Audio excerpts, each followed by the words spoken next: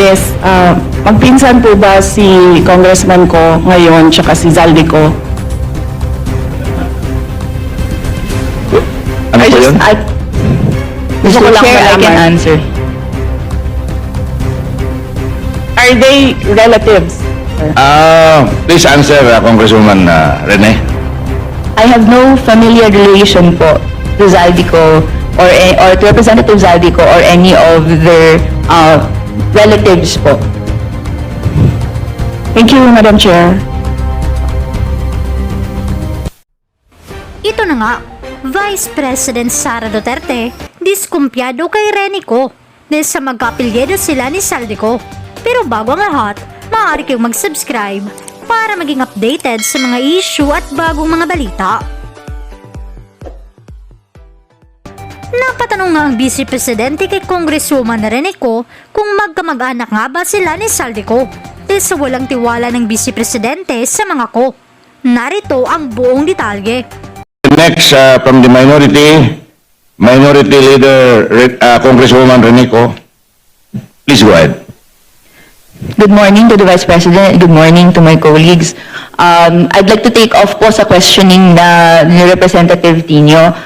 Meron po kasing minention na list of destinations na tinake ni Vice President this year under Travel Authority.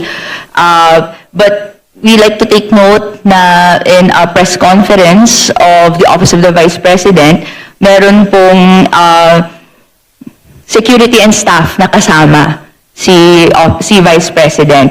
So can we ask po, paano po pinapondohan yung pagpunta, flight and accommodations ng staff and security ng OVP? Madam Chair,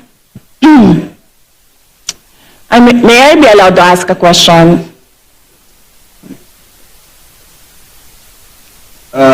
Depende sa nature, Madam Vice President. Yes, magpinsan po ba si Congressman ko ngayon tsaka si Zaldi ko? Ano po yun? Gusto ko lang Chair, I can malaman. answer. Are they relatives, sir? Please answer, Congresswoman Rene. I have no familiar relation po to Zaldico or to Representative Zaldico or any of their relatives po. Thank you, Madam Chair.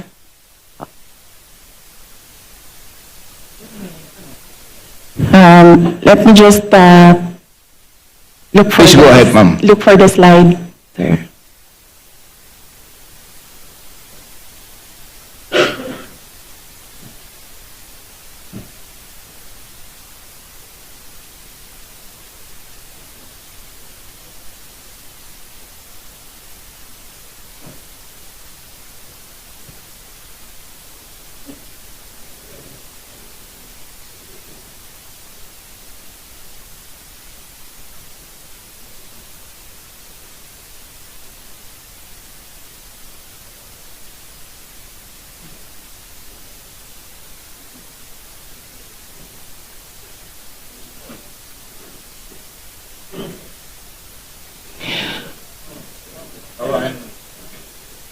So,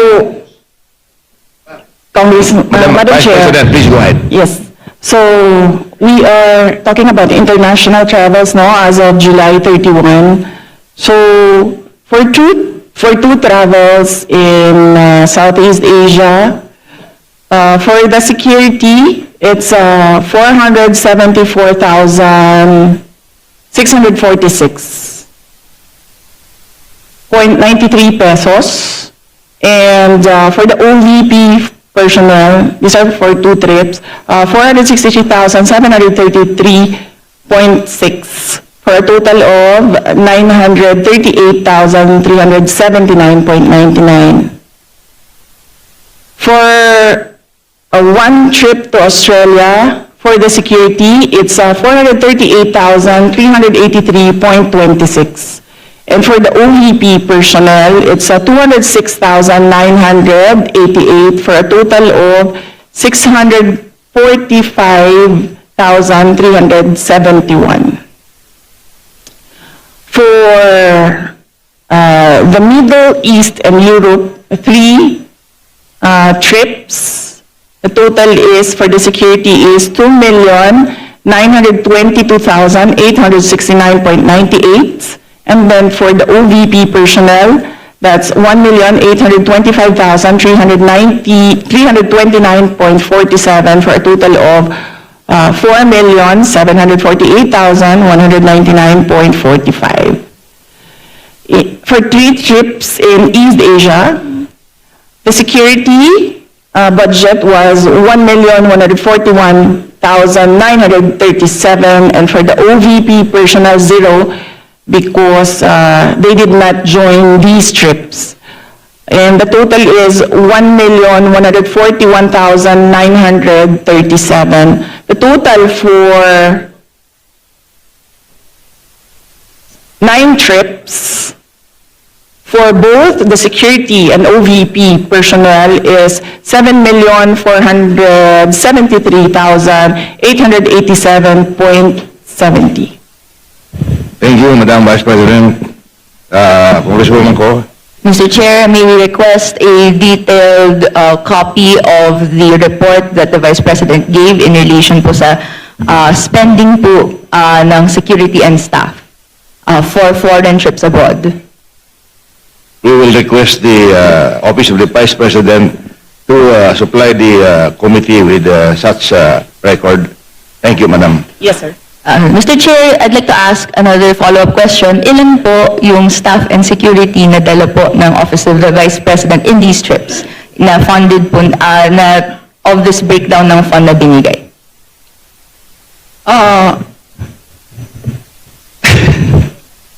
Nauwi na kayo ng announcer ba? Kanang.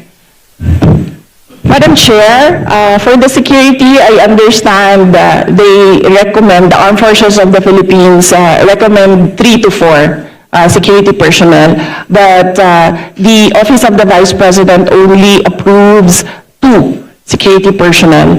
And for the Office of the Vice President personnel, that's 1 ceremonial and diplomatic affairs employee, 1 for MPRD, that is the media relations and public affairs division, and then 1 for as assistant to the Vice President. So those are the approved personnel who joins the Vice President in her trips.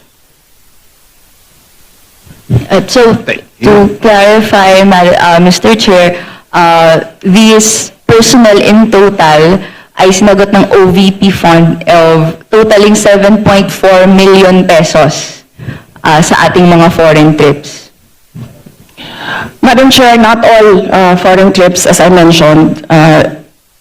Security is always recommended by the Armed Forces of the Philippines, but some trips do not have OVP personnel because there are only 3 trusted OVP personnel who can do the work that I demand from them, and sometimes they are not available.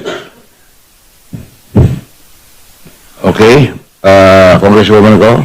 Thank you, Madam Chair. To confirm, ito pong mga trips na to that was mentioned, are these trips personal in nature that required po yung presence ng personnel and staff? Mr. Chair, I believe, with all due respect with my colleague in the minority, I believe the question is irrelevant. Because even if the Vice President travels on her personal capacity, we cannot disassociate herself from the office of the Vice President. She's still the Vice President. The reason for the travel is business, but she could also travel in her personal capacity, but she's still the Vice President. So I believe the question is irrelevant. With all due respect with my colleague. Mr. Chair, thank you. just to respond po, no, this is just a mere question, whether the nature of the trip is personal or business po, no, or whether it's official. This is a question that I'd like, that could be posed, and I hope to pose po to the Madam Vice President. Madam Chair, it depends. If I have activities for the Office of the Vice President abroad, the 3 OVP personnel join the trips. But if the trip is purely personal and I do not have events for the Office of the Vice President, they do not join the trips. So in the graph, in the table that I mentioned earlier, those were the trips that the 3 personnel from the Office of the Vice President joined. But in the case of security personnel, this is something that is beyond the Office of the Vice President. It is decided by the Armed Forces of the Philippines. Thank you, Madam Vice President. Okay, thank you. Ko, Thank you, Mr. Chair. hope satisfies your question. Okay. My next question is in relation po to a line of questioning and in relation to the unqualified opinion that the COA issued to the Office of the Vice President. But after that, 60 days was provided to the Office of the Vice President to issue corrections po to certain errors made. Upon questioning the COA in its budget hearing, nagbigay po sila ng additional details kung saan may nakita daw po kasing 3.8 million pesos worth of equipment not accounted for in the OVP submission. Ito po ay mga errors found in the 2024 annual audit report. Can the Vice President explain this error po, Mr. Chair? Madam Chair, the Office of the Vice President from 2022, 2023, and 2024 received unmodified opinions from the Commission on Audit, and I would like to take this opportunity to thank all my colleagues in the Office of the Vice President for being faithful to transparency and accountability in our office. The reason why we have comments from the Commission on Audit is because of system and improvement in processes. So these are basically documentations that the Commission on Audit require of transactions. And we have already updated our manual of operations in the OVP to reflect comments from the auditors. Thank you very much, ma'am. And if you can, if possible, if that is not classified, you can give a list to the committee para kami na po magbigay doon sa minority. Thank you very much. The manual of operations, sir? Okay, sir. Let me just discuss this with the executive committee. Kasi pinaghirapan din namin ito, Sir Gawin. Baka kopyahin lang din ng minority. It's your prerogative, Madam Vice President. But in relation to that po, Mr. Chair, Okay. we would be interested in the report kung ano po yung 3.8 million pesos that required correction po doon sa COA audit report in 2024. Would that be possible po, Mr. Chair? Madam Chair, as I said, all questions about all documents inside the Commission on Audit is best to be directed to the auditors or the representatives of COA in the budget hearings. Thank you. But with all due respect, to follow up that po, the COA specifically sought correction because po may nakita pong 3.8 million pesos that is not accounted for in the submission by the OVP. So the burden of the submission is actually with the following agency. So, which is why in the exercise of legislative oversight, we would like to be enlightened kung ano po yung error na po ito. And tama po, para maiwasan in the future, a report po on what it is would be appreciated. So, ang question ko po is, would that be possible po, Mr. Chair? Madam Chair, usually the Commission on Audit, the auditors review documents, and sometimes they do not see the attachments in the correct submissions. Sometimes the attachments that are required are found in other submissions and reports. And these attachments are required by auditors in every report. That is why right now we already have a checklist.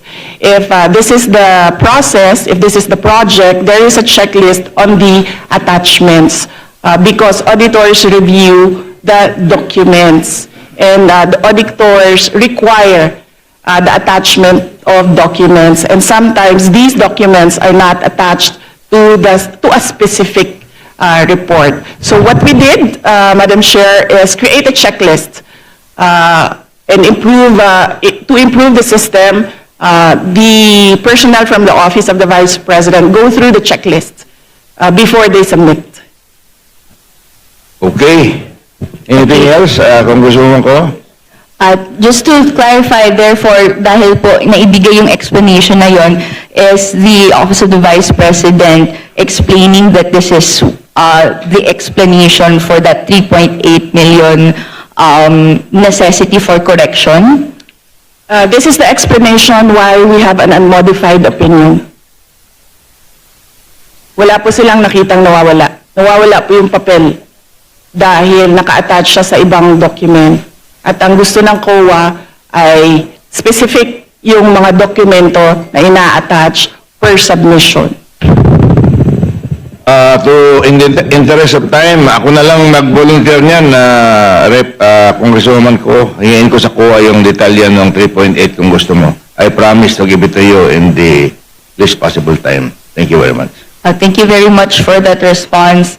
My next question would be in relation po, we're asking this question po, Mr. Chair, dahil kung may necessity for correction for this 2024 audit report, and then meron pong other audit reports in the past that have found that there are deficiencies and delays, gusto nating hindi na po mangyari siya. Can I ask Mr. Chair, what assurance do the people have na sumusunod na ngayon ang Office of the Vice President sa guidelines on disbursement and other proper fiscal procedures, given that there were reports last year that hindi po ito na sunod po according to procurement guidelines po? Mr. Chair, again, with all due respect to my colleague, the Office of the Vice President is an unmodified Order, please. You're not acknowledged. Please wait to be acknowledged by the chair. We'll let the, Is that the last question, Madam Vice President? We'll let the Madam Vice You have the President option to respond. Respond or not? My apologies, Vice Chair Pepito Alvarez. May I request for an orderly conduct of the hearing for the members to please wait to be acknowledged by the chair before you make a statement. Thank you very much. The floor is now with the Vice President to respond to the question of Representative Go. Yes, Madam Chair, as I said earlier, I don't know if everyone heard it, every time we receive a comment from an auditor, we update our manual of operations.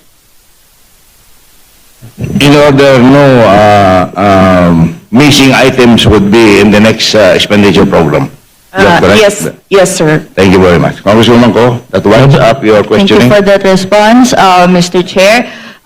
This will be my last question po. Okay. In relation po doon sa ibang mga items in the budget before, we have taken note that if confidential funds of the Office of the Vice President, according and as revealed to the good governance hearings, was dispersed to the security heads or the VP-SPG. May I ask po, no, bakit po dispersed siya to the VP-SPG or the security heads, pero ang nakalagay sa Joint Circular Number 2015-1 issued by DBM and COA that it should be dispersed to the Special Disbursing Officer? Madam Chair, this is, the confidential funds is a subject of impeachment proceedings, is a subject of the articles of impeachment from the House of Representatives.